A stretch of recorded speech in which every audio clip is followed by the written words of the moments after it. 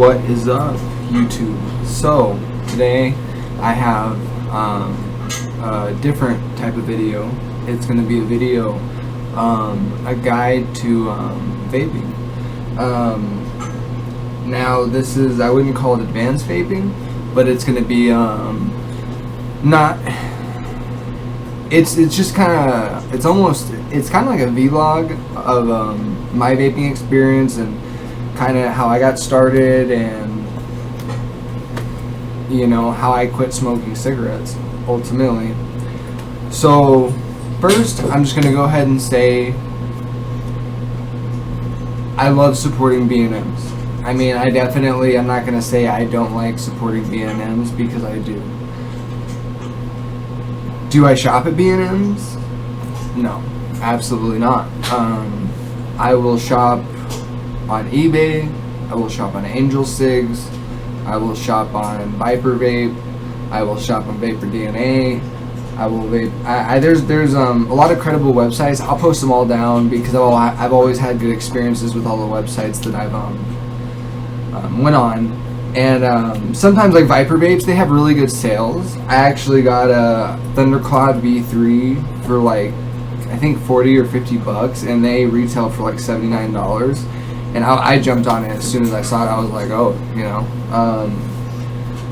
Well, first I'm gonna just, I guess, let you know my story. So I'm a tattoo artist, and when I had a client, and he came in and he had, I don't have a tube mod, but he came in with a tube mod. It was a K101, and this was like 2.5 years ago.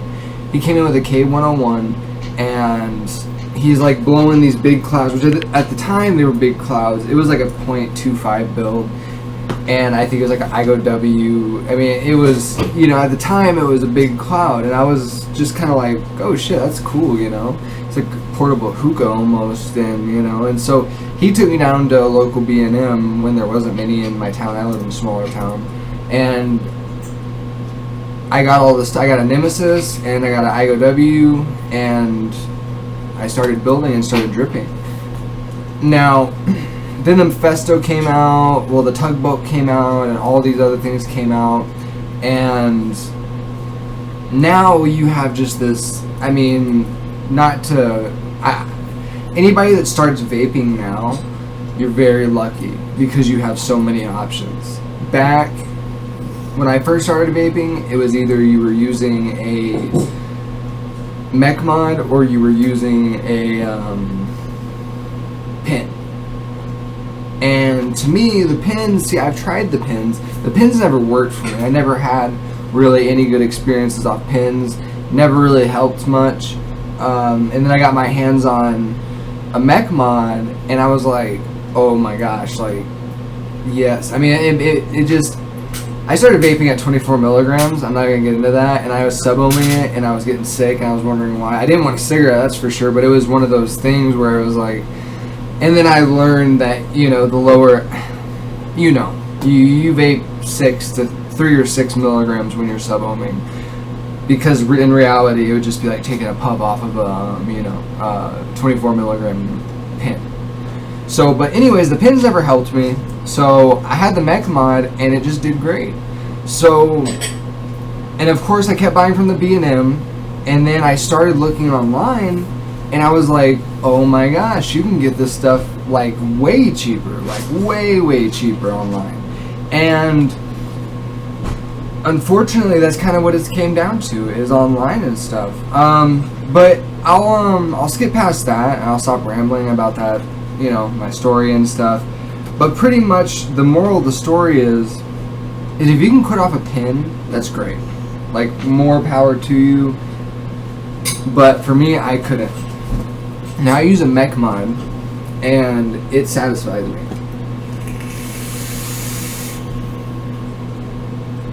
That's satisfying to me.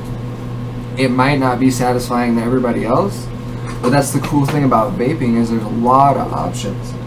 Right now, I have a Origini Mark II, the 6mm version, and this atomizer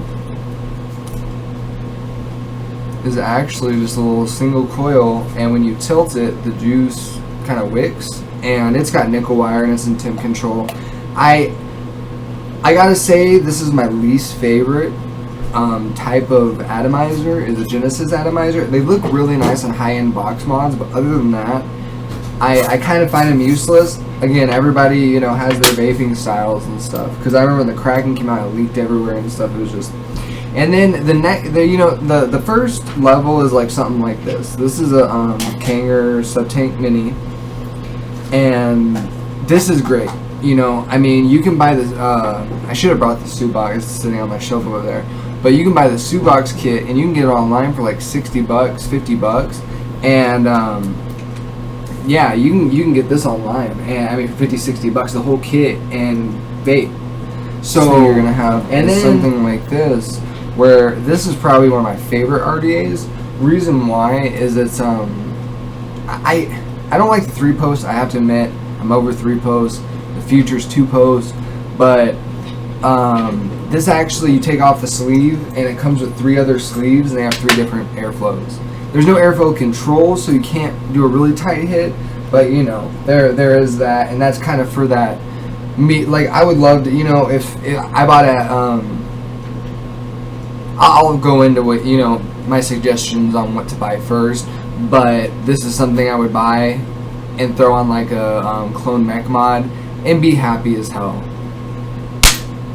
Now you got stuff like this though too. You have a tugboat, which has the 2 little air holes on each side. Is the V2, and I mean, you can pretty much, I mean, the airflow is kind of restricted, but some people like that. Some people get a more enjoyable vape. Now, my favorite RDA right now is the Area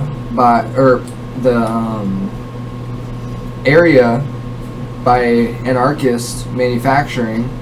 They did a collaboration and made this monster, the Phenotype L, which is this one right there, and that's an authentic, and it's only $80. And the thing I love about it, of course, is it's got a 2-post design. So,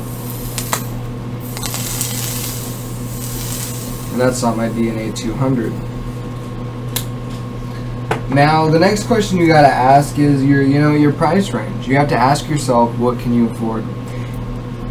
What are you willing to spend? It turns into a hobby after a while, but what is gonna benefit you the most in the beginning? And I have to say, it's definitely between, because no matter what, you have to get a charger. Luckily, there's a lot of good chargers out there. I'd always suggest getting a 4-bay charger and 4 batteries. Reason why I say that is because one thing I noticed when I first started vaping, I bought like a battery. I'd be waiting for my battery to charge, and I'd wind up smoking because I was waiting for my battery to charge. Now, that would be the same case with like my DNA 200, since it's on a LiPo. If I just had my DNA 200 and nothing else, I'd kind of be screwed because it takes a while to charge. And I don't really have that time in between, because I chain vape. So, and then there's your your mech mods where it has 2 batteries, and this will go for a very long time.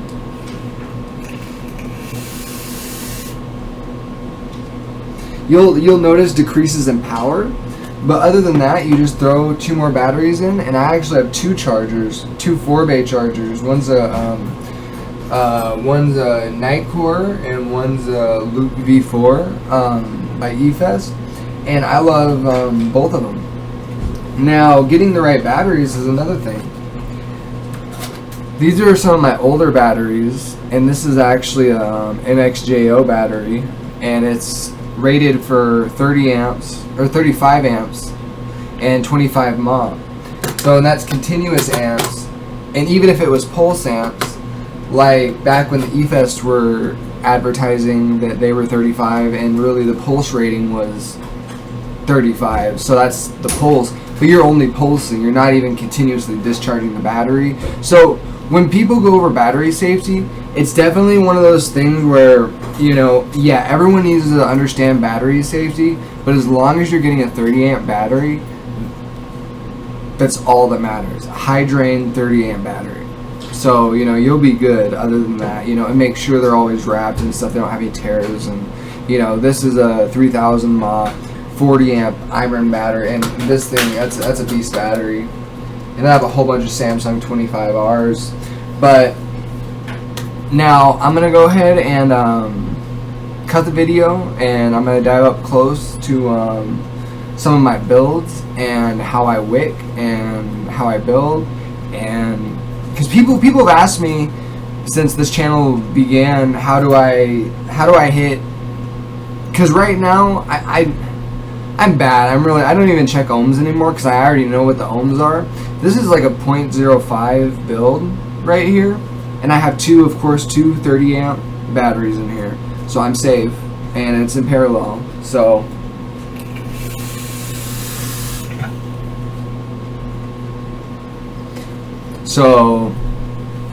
but yeah, I'm gonna go ahead and dive down, and I'm gonna refocus the camera, and I will be right back. Alright guys, I'm back. So I decided to grab some everything I pretty much need to build. So I have wire, I have my little snippy things, I have a tool that fits the screws, I have a 3mm screwdriver, and I have a pair of pliers. Now, what I'm going to do first is take out this for you.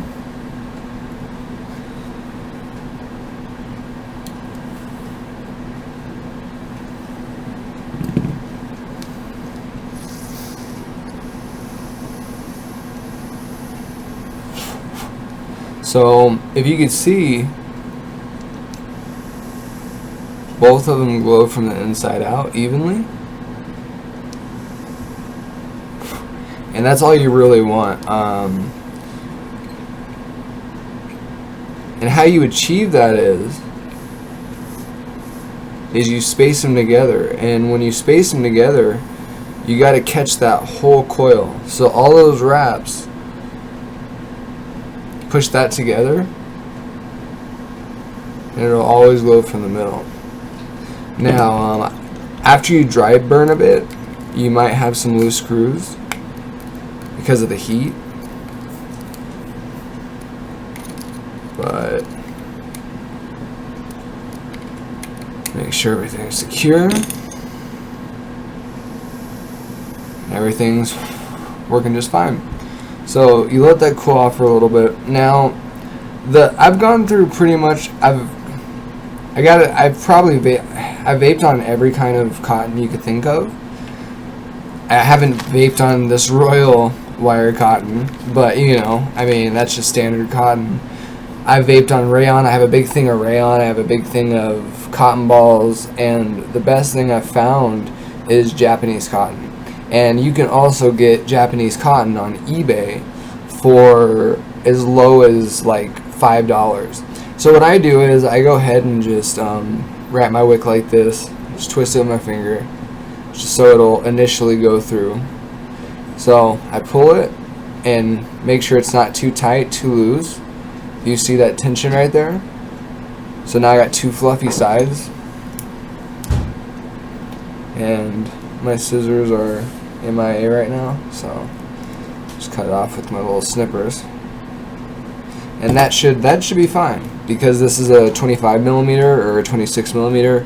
I forgot what the specs are on this one, but you know, you could stuff quite a bit of cotton in there and be fine. You want to make sure that around the sides of the coils it's fluffy, like there's no exposed wire. You know, you want to make sure that it's nice and fluffy around those coils. And same thing with the other one.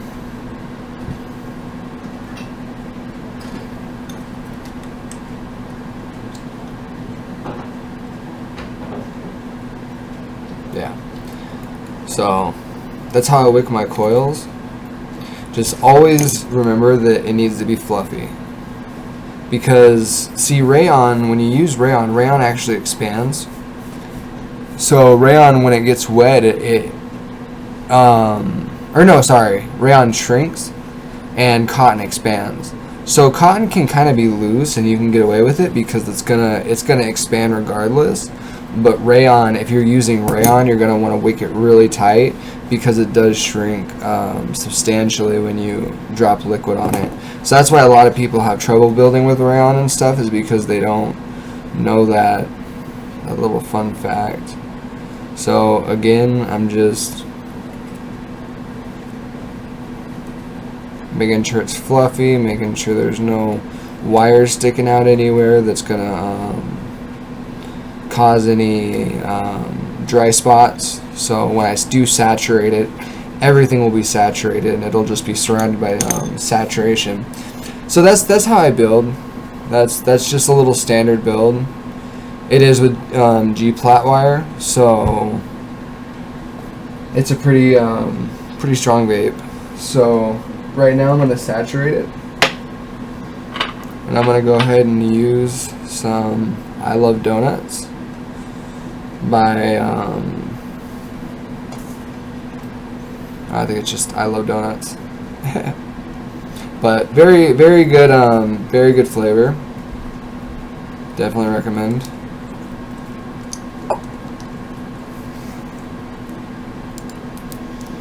When you saturate it, you want to make sure that first time you get everything saturated, because you can burn something right at the beginning and then that could cause problems. You'd have to re-wick it, you know, because of just that one burn. So you might as well just saturate everything. Take your time saturating it.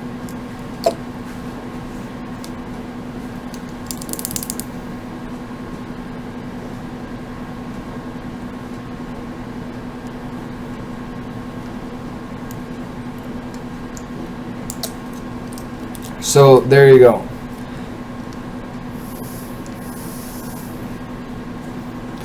So that's kind of how you make some juice.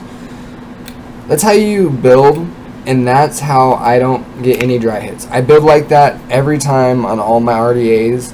Now my 3-post and 4-post, sometimes I will take one of the sides and wrap it actually around one of the wires from behind and tuck it under, but it all depends on how high I'm going to be vaping it. Like if I'm on my on this one, this is one that I would do it on because I'd be vaping at 200 watts.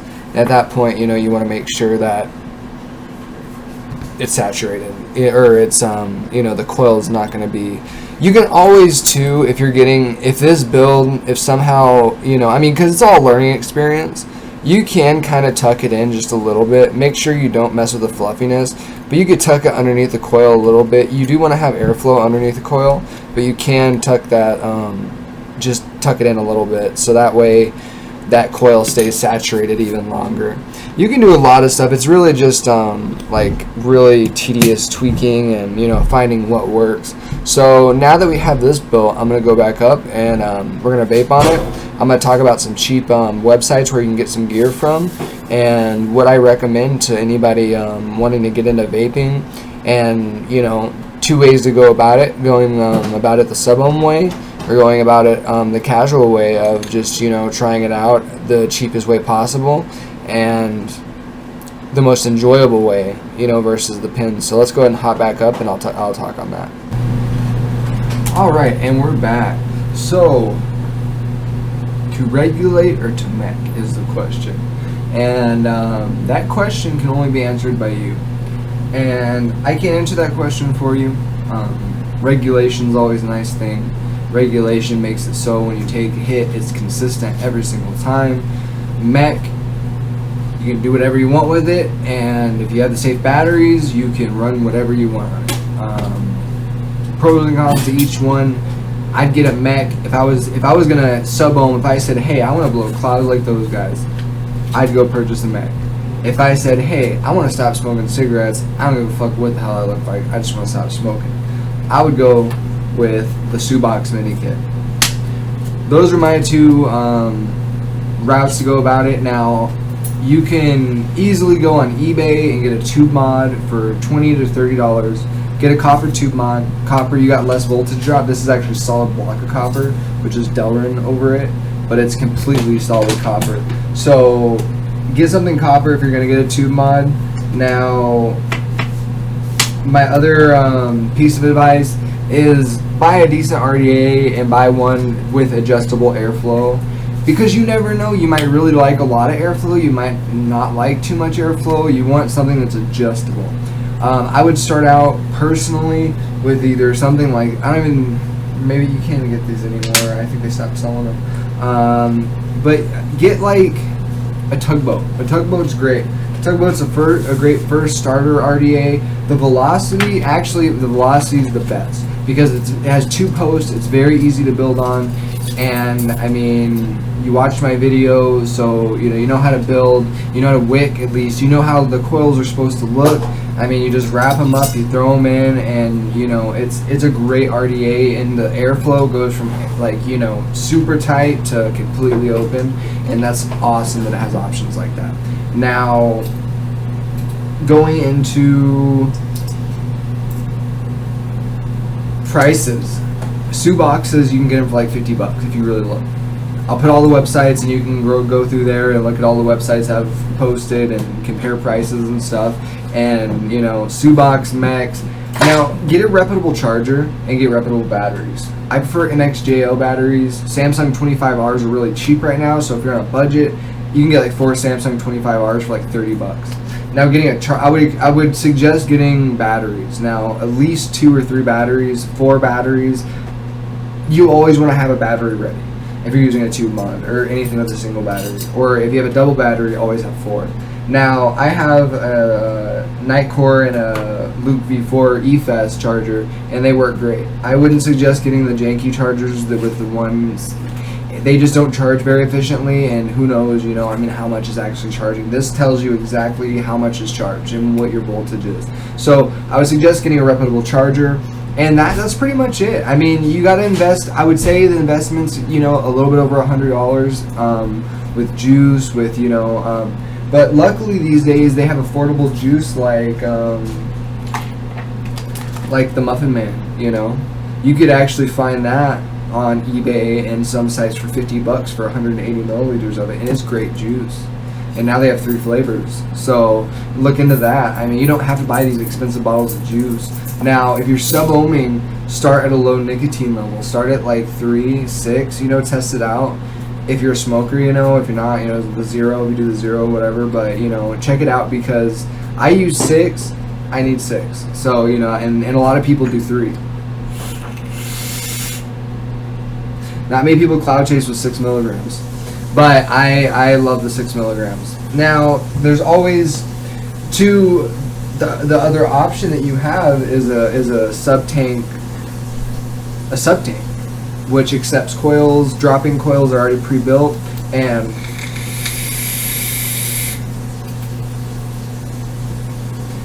I mean, and that's a tank, and this is a sub tank. But again, starting out with something like this is not going to be the easiest thing, because taking those big hits at first, vaping is going to hurt your lungs. It's going to hurt your throat. You have to pass that point. Do it for a couple days, and you will not feel it anymore. Just make sure if you're sub-ohming or you're doing the 30, I'd even say if you're doing 50 watts or 40 watts, 6 milligrams will do you good, just because of that high wattage and the low resistance. But anyways, I hope you guys enjoyed the video. I hope you guys have subscribed, liked, add me on Facebook. I always have my link down there. Be my friend. If you got any questions, ask me. I'll try to get to you. Join my page, please. Contribute, whatever, join the party. There's over 4,000 members, so it's a pretty fun group, and I run it. So if you have any questions, post down below. I'll try to get back to them. But I hope this was somewhat informative to you, and I hope this helps you out with your decision where you want to go with vaping. If you're just looking into it and you're nervous, because there's nothing to be nervous about. It's just how you want to go about vaping, and I just gave you 2 options that pretty much rock. So anyways, Tattooed Vapor, take it easy guys, and vape on.